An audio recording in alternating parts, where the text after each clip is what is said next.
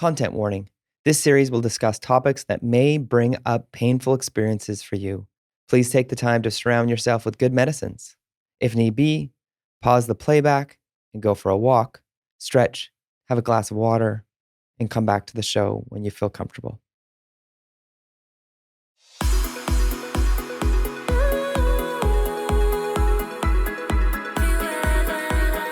Welcome to the Métis Speaker Series, presented by TELUS. I'm your host, Darian Kovacs.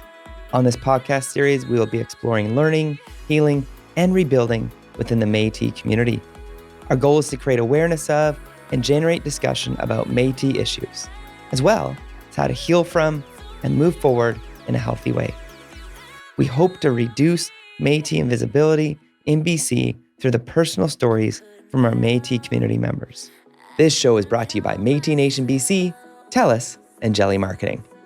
You gave me everything, a love I've never felt.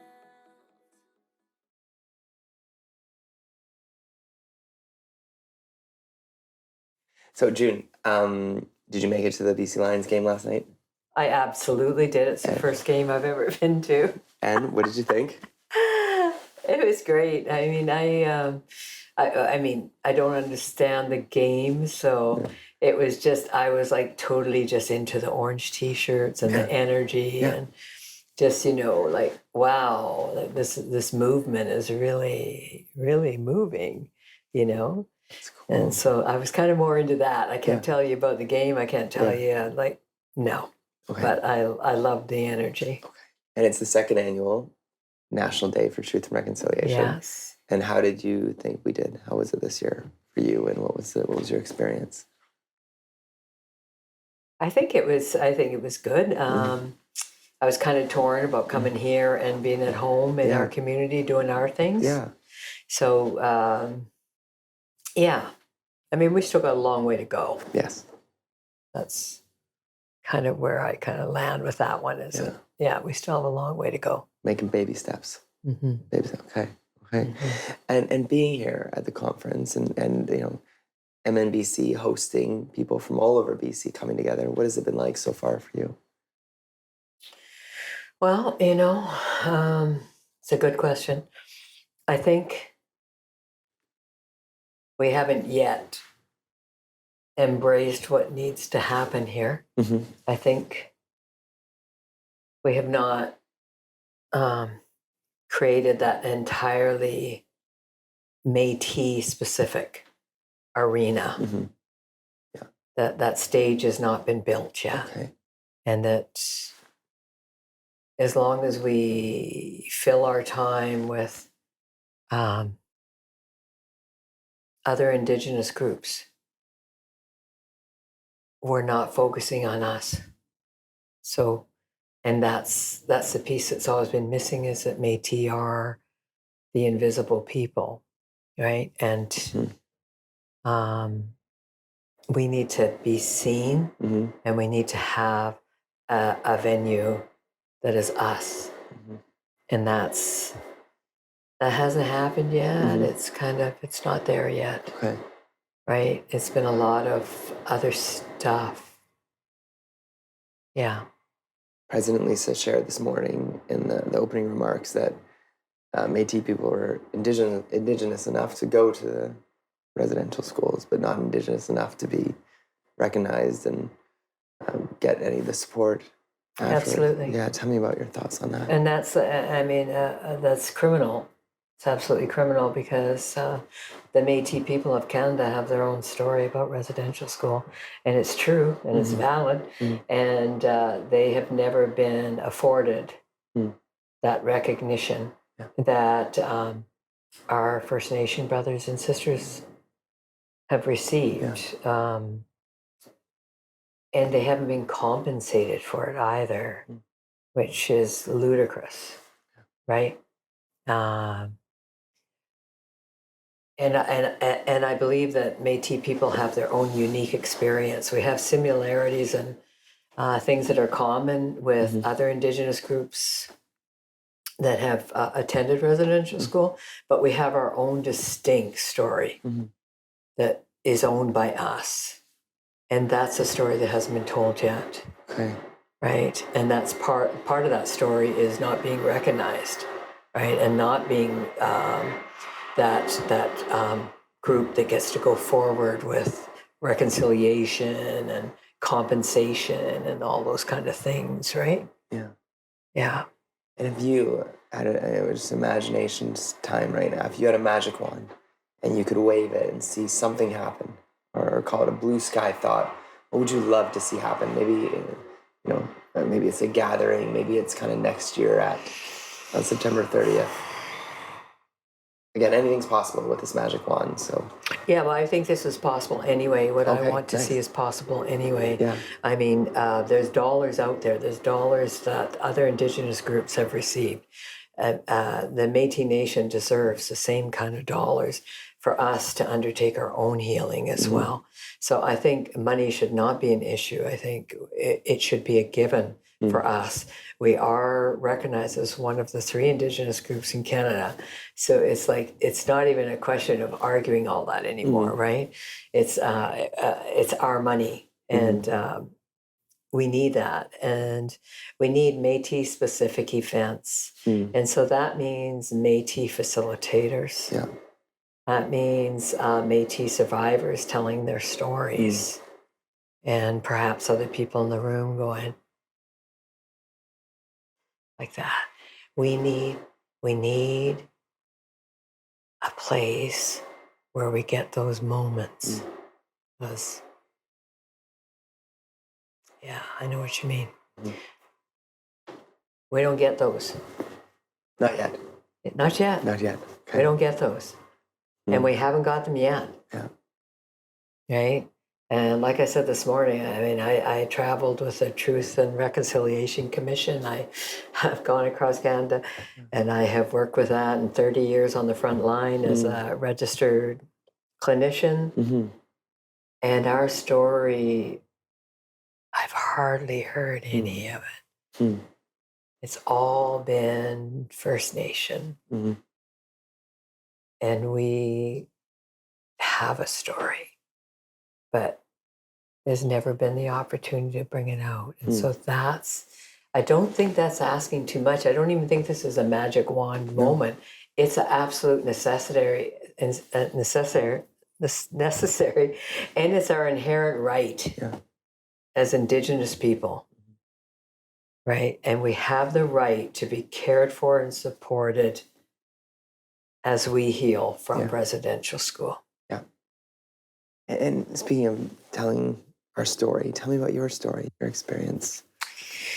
Well, my story, both sides of my parents have residential school survivors in it, long gone now.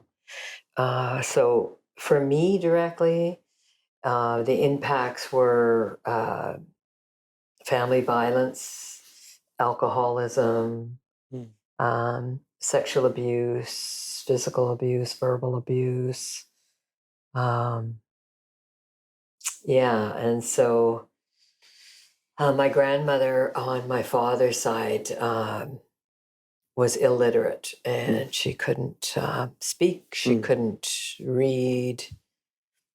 She was an alcoholic, and she was in abusive relationships where she was battered all the time. And she was the most loving, kind lady I ever knew. And but she never knew her worth. And so she raised her children in that environment. And then her son married my mother. And my mother came from a similar background.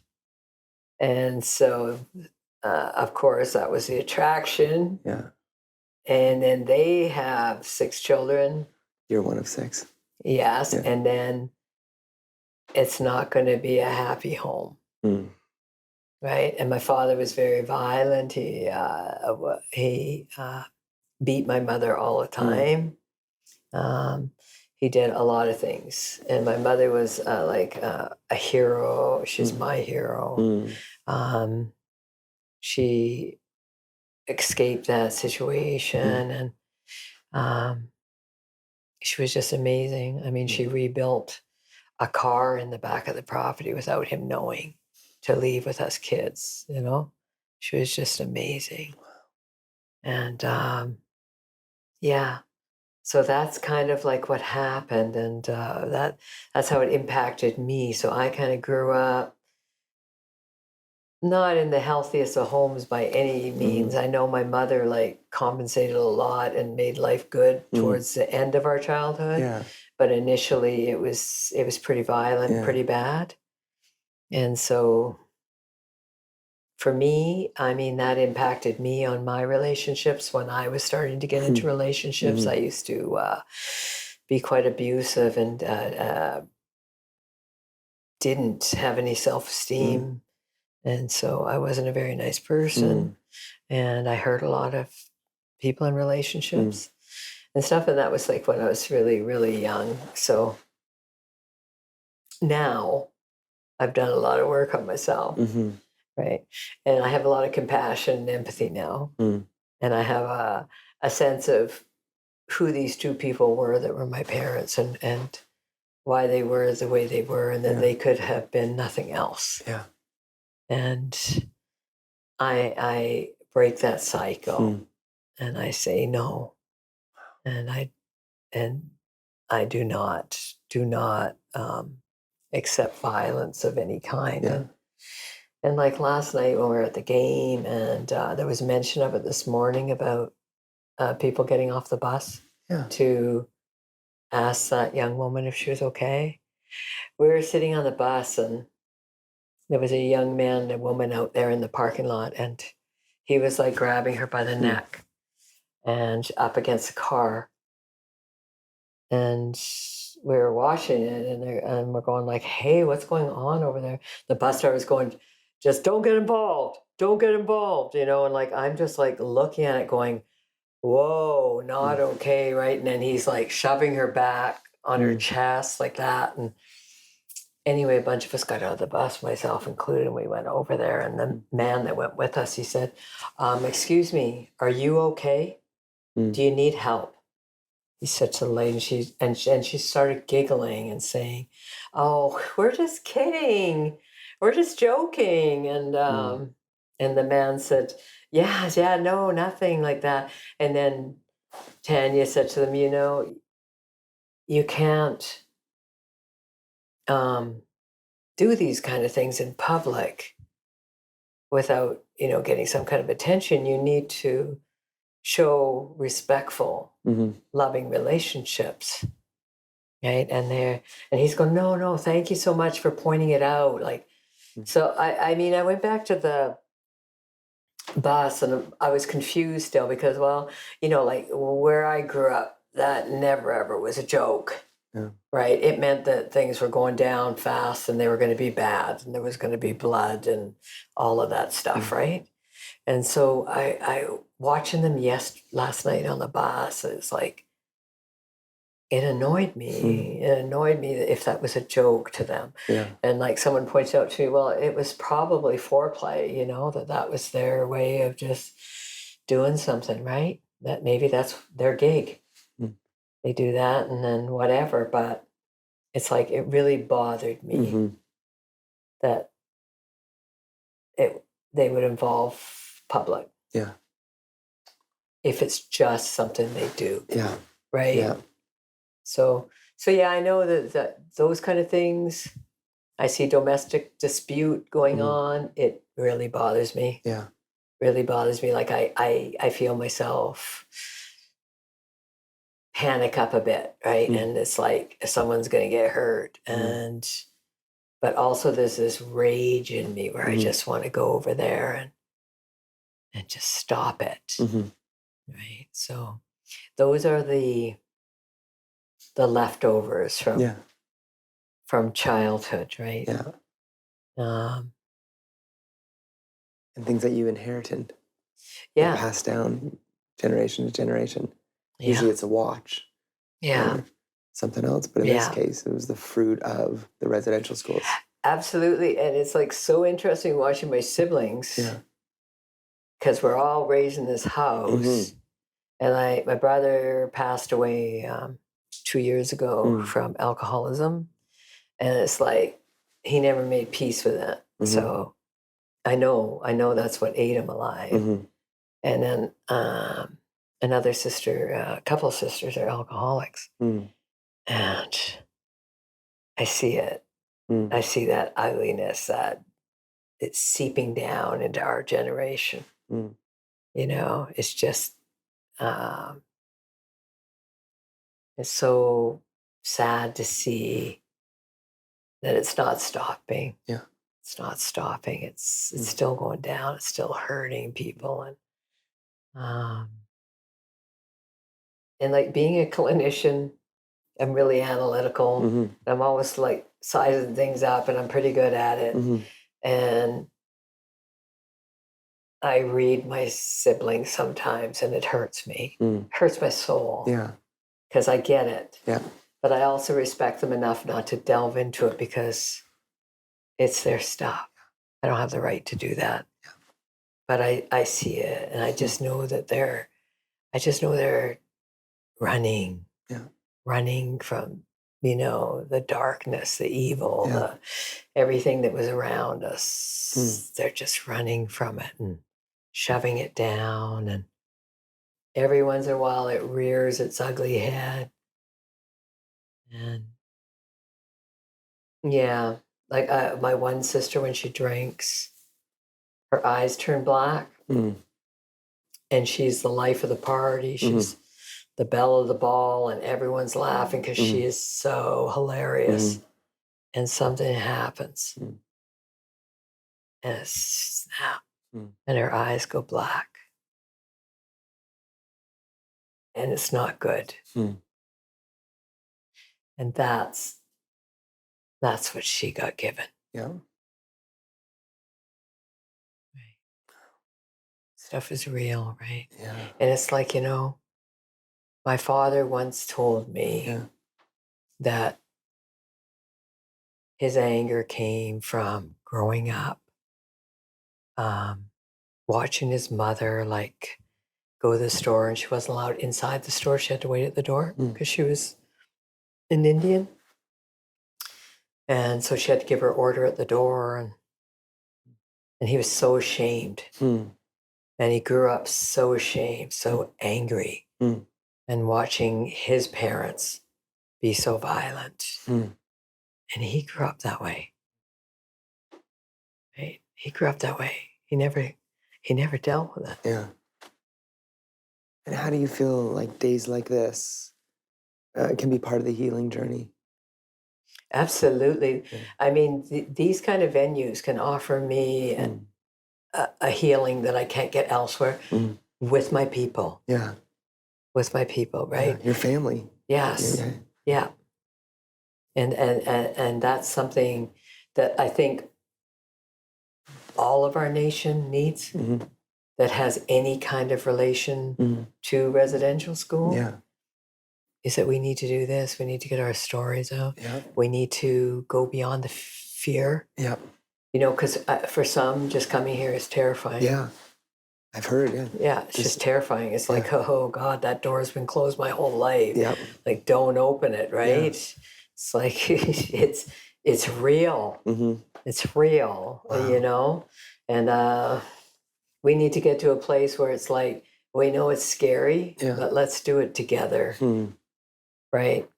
Because we're never alone. We are never alone. Yeah. You know, we need to trust that no one's going to be left behind. Yeah. And as members of a nation together, we can do this. We can do this. Yeah. Absolutely. Absolutely. And I very much want to be a part of it on many levels. Yeah. But yeah. So maybe tell me along the journey, maybe other times when you felt maybe hope or healing steps. Or maybe if there, and none come to mind, but maybe in the future, kind of hopes and steps you hope to see happen. Oh, no. I mean, I have lots of hope now. Oh, good. Yeah. I am a kukum. So little Annie is 5. Yeah. And Dee Dee's 2, and Flossie is 2 months. Yeah. But Annie is like the love of my life. Yeah. And she's just like, her nickname for me, her term of endearment is Kook. Hey, Kook. Yeah, of course. Who you calling a Kook? That's great. So anyway, yeah. So we go on dates together, and I start teaching her things that were taught to me and stuff. And when we were camping, for example, I went out and was showing her the plants in the forest and this and that. And then we came across some sour grass, and I gave it to her to eat, and of course she loved it. So then later in the afternoon, she said, can you take us back to sour grass? I said, no, I'm reading. I was on my chair on the river and I was reading and I didn't want to move. So she said, well, Kukum, can you just draw me a picture of it then? And I'll take Mom. So I drew a picture of sweetgrass and stuff, and she put it back in her little Métis fire bag. And her mom went down the river, and her mom came back later and said, they're so cute. She said we were going down the river, and she said, there it is. I think that's the sweetgrass. Just a minute.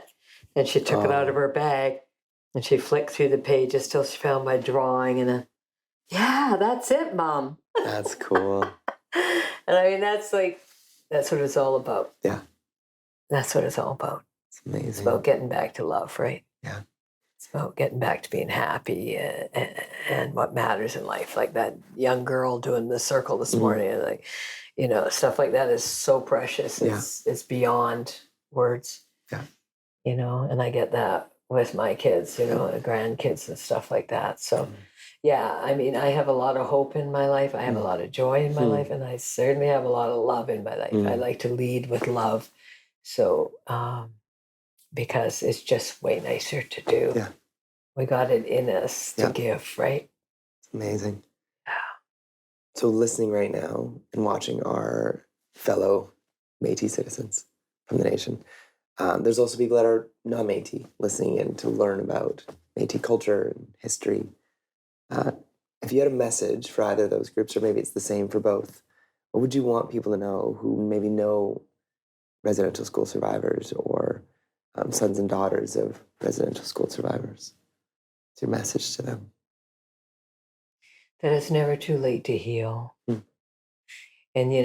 I try to tell people all the time that it takes more energy to keep that suppressed than it does to walk through the fear. And it's worth walking through the fear and just seeing the light, right?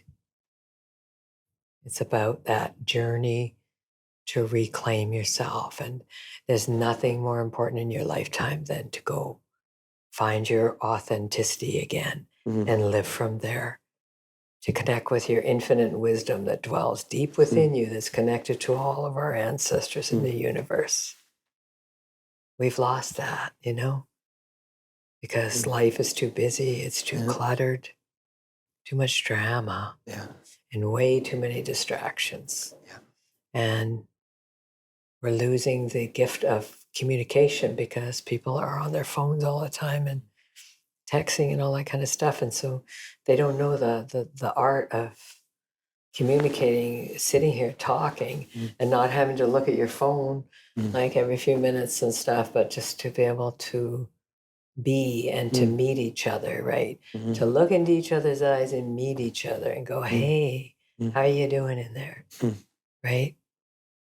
And so I'd say to everyone out there that is still in limbo about healing from the residential schools, come to us, contact us, do something, right?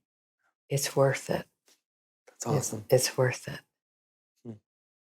Is there anything else you want to share with listeners and viewers? I don't think so. Just be happy and love. Love as much as you can. It's amazing. Thank you for sharing today, your story, your advice. It was excellent. Thank you. It means a lot. Thank you. Yeah, Thank you're you. very courageous to do so. Thank you.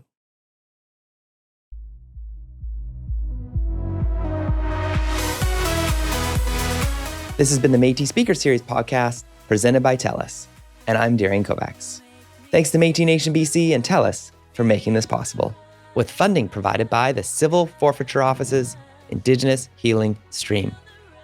You can listen to all of our episodes, learn more about the podcast, and sign up to the Métis Nation of BC newsletter to stay up to date on Métis news at métispodcastseries.ca. You can find out more about the music we're playing by Love Life by visiting SoundCloud at soundcloud.com/lovelifeofficial, LUVLYF official, and link in the show notes for your convenience. Follow us on Apple Podcasts, Spotify, or your favorite podcast listening device. See you again soon. Mina Kawapa Mitten. Thank you.